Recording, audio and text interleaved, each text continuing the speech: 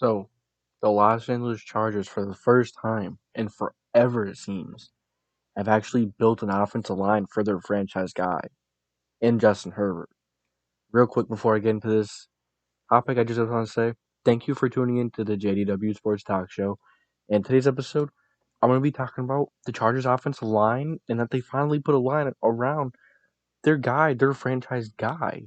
So, let's get right into it. So, let's go to left tackle, where they started in the draft. Rashawn Slater, one of the best tackles in the 2021 NFL draft, one of the best offensive linemen in the 2021 NFL draft. And, Penny Sewell was also amazing, but, whoever was there, they were going to take. And I honestly think that Slater may be more ready than Sewell going into week one. Sewell just has that amazing upside as well. So, Rashawn Slater, an awesome pick there. So, getting someone there on Justin Herbert's blind side to really, you know, help him feel comfortable in the pocket even more. It's going to be awesome for Herbert not to have to worry about that. It's going to protect him more, so he's not going to, have a higher risk of getting injured all the time. Really excited for Rashawn Slater to come in and protect for, not only just Justin Herbert, but also plowing the way for Austin Eckler, Justin Jackson, Joshua Kelly, all three really capable running backs of not just running through the tackles, not just running through the guards, but catching the ball as well. A very versatile running back group and very dynamic running back group. And then you go to the left guard and you come into the guard and you come into the inside offense line. It's pretty decent. Matt Fellier, not going to blow you away, but as a guy, is going to come in and he's going to get the job done. He's going to low-key just get the job done. You go to center, you have Corey Linsley, one of the best centers last year in the NFL. Corey Linsley is going to be awesome with them. At first when they signed Corey Linsley, I was kind of up in the air about it because, what's the point of signing a center over, not having any tackles, but, they did address that with Bulaga, with drafting Slater. So, at first, Corey Linsley signing was, a little questionable because, I think they would have been better off going after Thuney, but, as we know, Thuney went to the Chiefs. Because Thuney could play tackle as well. He's very versatile, but, nonetheless, this Chargers offense line has been improved, and, the left side is solid. And, I think the worst guy in this offensive line is Ode Abushi. Abushi? I think that's how you say his name, but then you have Brendan James, who may, James. I didn't see the I in there, but, I think that's a guy that can maybe compete for that guard spot. And then of course you have Brian Beluga, who is actually Brian Beluga, however you say it. He was also a Packer, so him coming over, to the Chargers and being a right tackle, their tackle group is all of a sudden one of the better ones in the NFL. You have Slater and Beluga, two extremely solid tackles. And then they have, I think their guards, they're solid.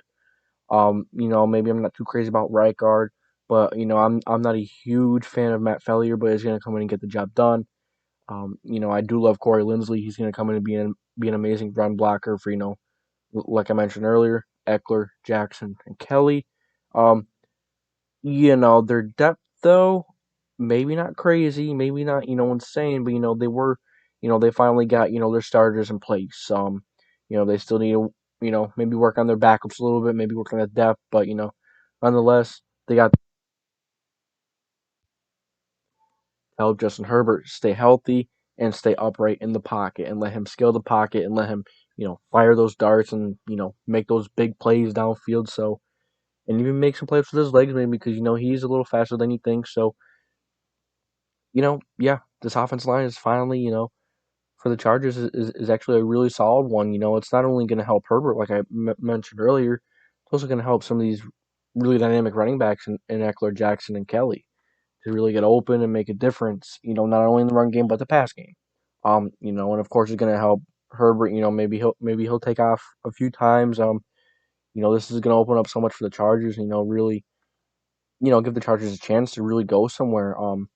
The offense is looking really good. Michael Williams, Jalen Guyton, Keenan Allen.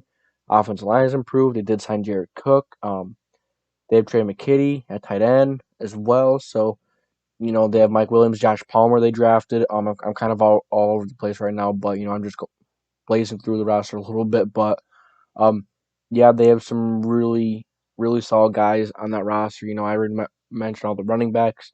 The defense is looking solid. You have Tillery, the first round guy from a few years ago.